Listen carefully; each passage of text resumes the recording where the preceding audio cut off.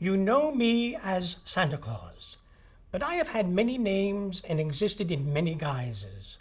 I have evolved and am ever evolving. Since the beginning of time, I was there. I have been male, female, even animal. I have been god and goddess, saint and sinner.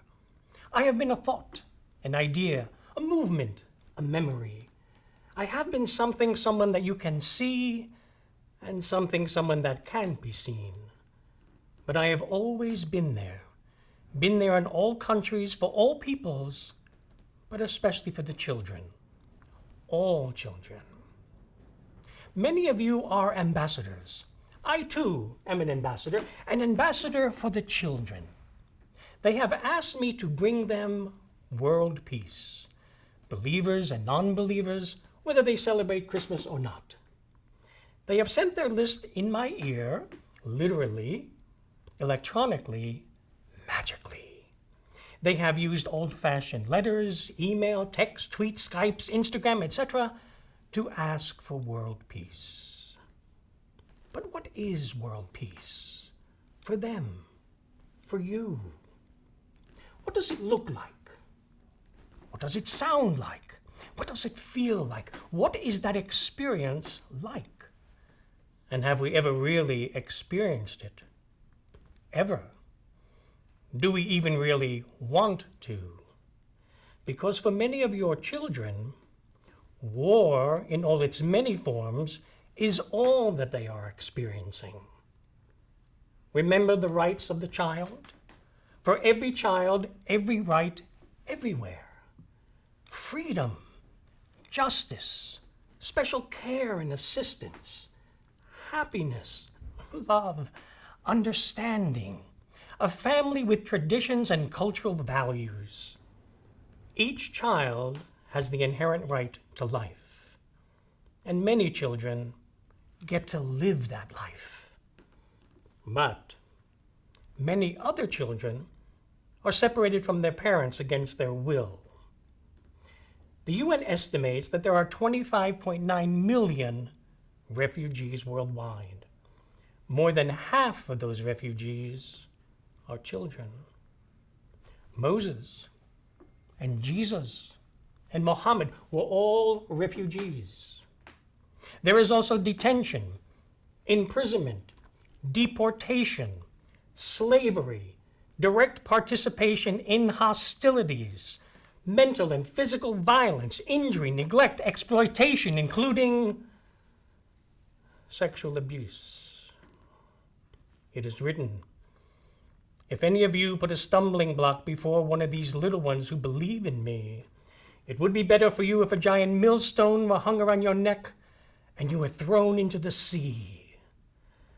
How has this been allowed to happen?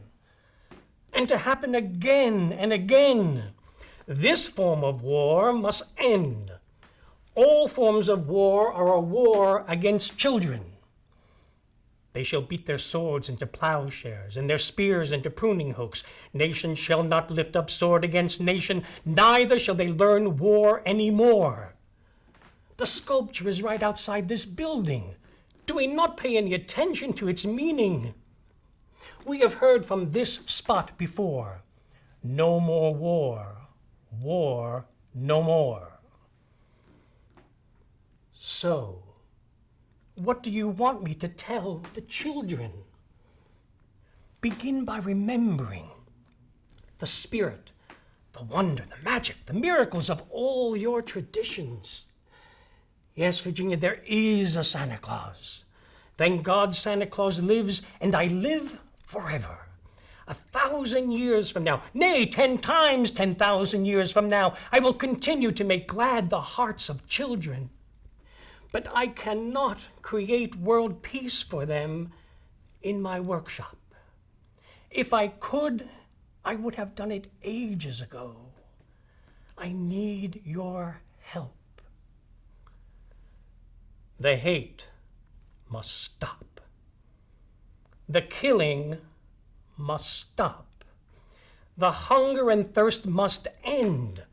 The wars against peoples and nations and children and the world itself must now be negotiated into peace, a new world peace, the peace your children are asking for, are willing to work for, are willing to sacrifice for. Are you? Is this possible? I know there is good and evil, right and wrong, always has been, is now. But does it always have to be this way? At times, even I find it hard to believe. At times, I am so discouraged.